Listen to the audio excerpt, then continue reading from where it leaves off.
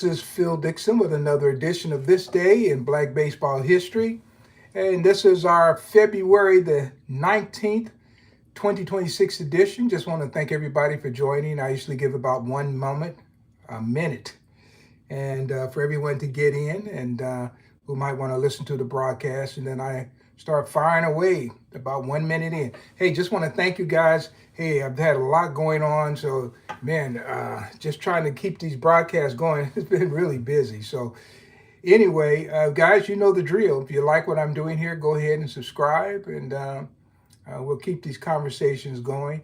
And while I'm thinking about it, I also want to mention that if you are interested in baseball up in the upper Midwest, we're working on this now, sdsportshistory.com, and that's where you want to go and check it out, guys. And you want to see that. And also another way you can reach it is mariahpress.com, mariah.press.com. So check that out. And that's a place that we're going to be laying down some new information as well regarding the upper Midwest. And so that's places beyond Kansas City. Like say if you get on 29 and you start heading up to Des Moines and Sioux Falls and Sioux City, on up into North Dakota, Bismarck, Jamestown. And even all the way up into Canada. So that's a place that we're going to load some of that information up and keep you going. We're going to have lots of stuff always on John Donaldson, because I know people love to hear about John Donaldson too. So anyway, I just have a few things tonight, and then I'm out of here. All right. So here we go. We're going to go with February 19th, 1930. And it says the famous New York Renaissance basketball team, the uncrowned champions of the world, defeated the Reading, Pennsylvania Bears on a Wednesday night before a packed house at the local armory by the score of 34-28. That's amazing, these low-scoring basketball games. Back then, man, you could just tie the ball up and no shot clock. And, man, if you were an excellent passing team, the other team couldn't get the ball. And then when you finally made your shot, then they got it back, and then they couldn't tie it up because they're behind. So anyway, that's basketball in the past. And basketball has had a lot of changes. I think most American sports, with the exception of baseball, has had a lot more changes to improve their game. But football has really changed quite a bit to improve it.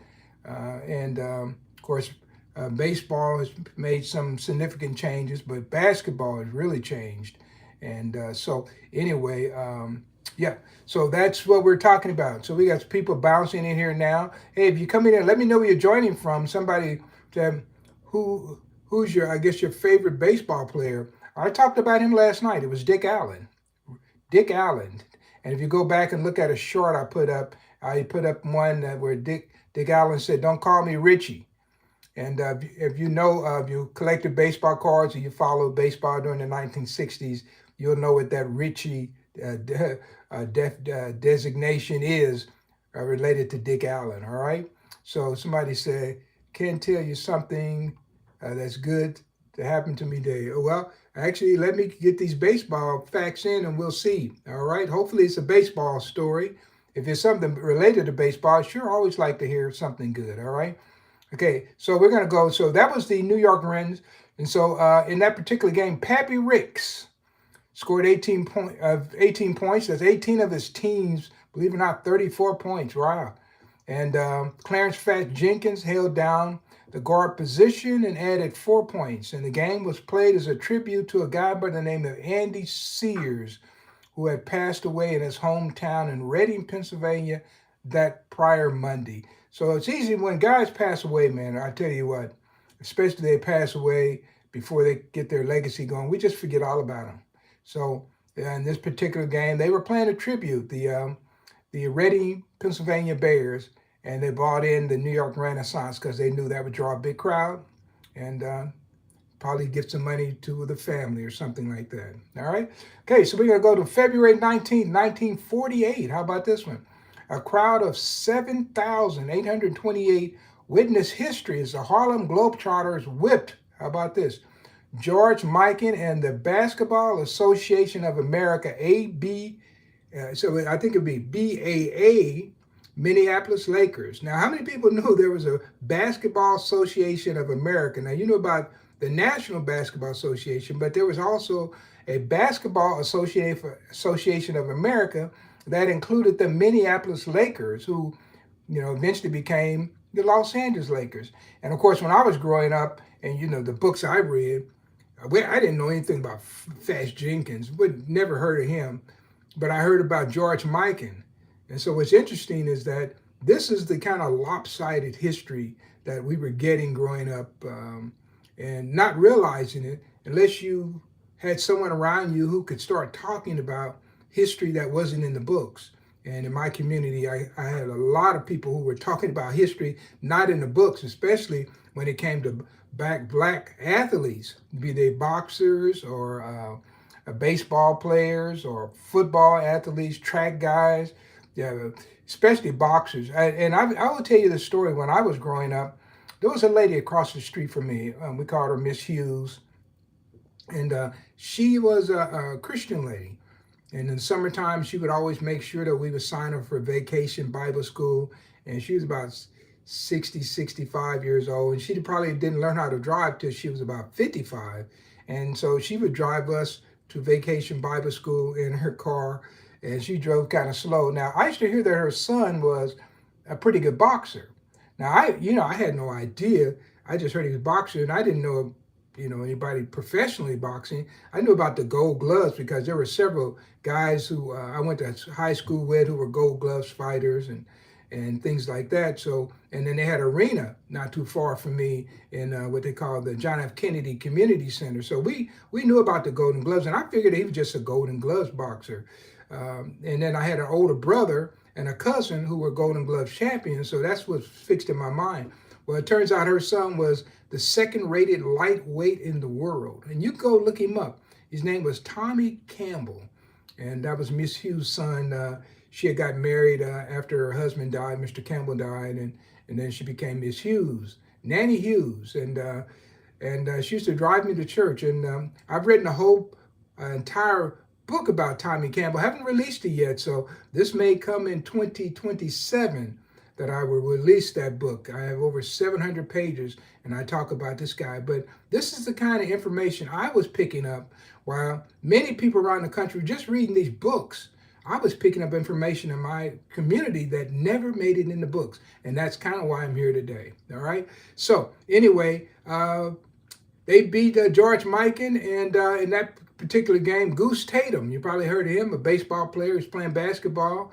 Well, they played that game at Chicago Stadium, and just to make sure that George Mikan couldn't score, Goose Tatum, look, I'm getting his name, Goose Tatum scored only 6 points himself and spent the rest of his time holding George Mikan, and he pretty much shut George Mikan down. And the Harlem Globetrotters ended up winning this game 61-59.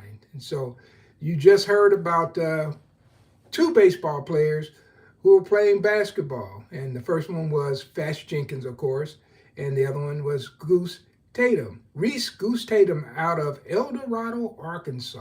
Yeah.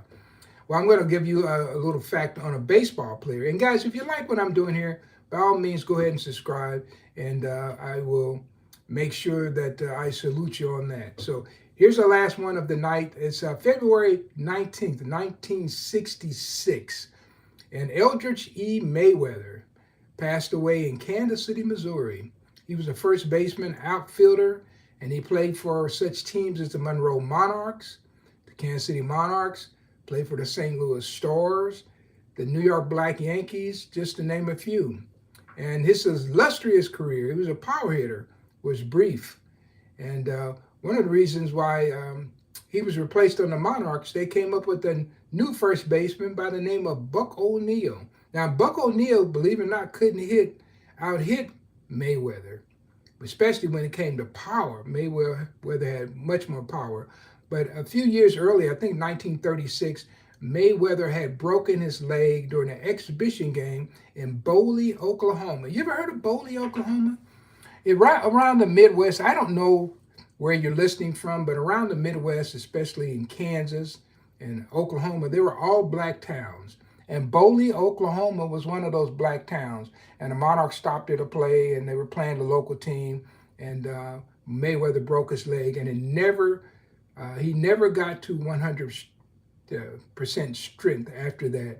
And then Buck O'Neil joined the team. And Buck O'Neil actually, opening day, Buck was actually playing the outfield, and Mayweather was playing first base. Eventually, Buck was able to get his position, and so that was pretty much. People don't talk about Mayweather. Chili Mayweather was his name, and he passed away. He lived in Kansas City after he retired. He went to Purcell Baptist Church. That's down there, kind of around the corner from where the Negro League Baseball Museum is now. It was a black church, very famous black church. Hilton Smith, who also played with the Monroe Monarchs. I don't know if he got Hilton there first or Hilton got him first. I don't know who made who come to the church, invited who, but Hilton Smith and Chili Mayweather went to Purcell Baptist Church, yeah. And during the war, World War II, Mayweather was highly decorated. This guy received 4 Bronze Stars. How about that? And he married Bernice Smith. And I was able to interview Bernice, and she passed away in 1983, April 12, 1983, to be more precise. And so I was able to get a lot of information. And of course, she provided me with papers, and I have a really thick file on Mayweather. And Mayweather is one of those people that you don't see a lot of good pictures of, and they don't talk about him very much. But believe me, he was a power hitter. And one year, the Kansas City Monarchs had Mayweather and a guy named Pat Patterson, and they had Willie Brown. That was 1936, man. And those guys, all 3 of them together, might have hit 100 home runs. And so that was just the story on Mayweather. So how many people have heard of Mayweather? All right. Not many? Okay. Well, I see Will join me from Hackensack, New Jersey. Hey there, Will. And let's see, we got a few other people. Somebody wants to say, can I tell you something good? I don't know if they're still here. Christopher, are you still here? I think I'm ready to hear what you have. So let's see if I have anything else here. Somebody says hello. Yeah, people like to say hello, but they don't always say where they're from. And that's one of the interesting things. Now, I have never been to Hackensack, New Jersey. I haven't actually, I don't know if I've ever presented in New Jersey. I don't think so. I guess that's put that on my wish list. All right. Been to New York, but not New Jersey. Actually, last year, this time I was preparing to go to Cooperstown, New York, and I spoke in Albany and Schenectady and Gloversville in New York, where they have the New York Baseball Hall of Fame, State Baseball Hall of Fame. So I spoke there, and I was getting prepared for that trip this time last year. So this time I'm staying close for home because I'm working on a special project here in Kansas City, and it's going to take me about a year. So I'm going to not do as many speaking engagements this year, but then next year I'm going to lay it on. I've got a new tour that I'm working on. It's got some new poetry too. I don't know if anybody's ever heard me recite poetry. One night I'm going to come on, I'm going to recite some poetry. And here's another thing. Whenever I prepare a tour, like I have a poem called The Giants that I speak when I'm on this tour now, because my current tour pretty much features the Giants. But I'm putting a poem together for my next tour. And guys, I might give a phrase and then have you complete the phrase, and maybe you could help me write this poem. And I think I'm going to do that. And I don't know if I have it up here now. I probably don't have it in this computer, but yeah, I think I'm going to do that. So what I would do is recite my opening line, and then guys, you fill in the next line and go from there. So, but yeah, we like to have fun. And guys, I'm really into this history. And so tonight you've heard about George Mikan, you heard about Reese Goose Tatum and Fast Jenkins. I will tell you this too. 1924 with the Harrisburg Giants, you had George File and Fast Jenkins, who both played basketball for the New York Renaissance, playing for the Harrisburg team in the Eastern Color League, right? And so these guys were teammates, so they left the Harrisburg team and went straight to the Renaissance and played basketball. And so these guys played year round, and so they must have been hellified athletes to just continue to play these games at a very high level, baseball and basketball, right? So yeah, so you hadn't heard much on Chili Mayweather, Eldridge Chili Mayweather. Yeah, so great guy, Passaic Baptist Church. And so one thing I like to do, and when you come to my site, you hear me talk about ball players' marriages when they got married. A lot of times I'll have that on there. And you don't hear this information in most places. Also, I can tell you the churches that they went to. And the reason I can do that is because I didn't get this out of a book. These come from information that I've gotten from personal interviews, either people who knew them and went to church with them, or in some cases, I went to church with them.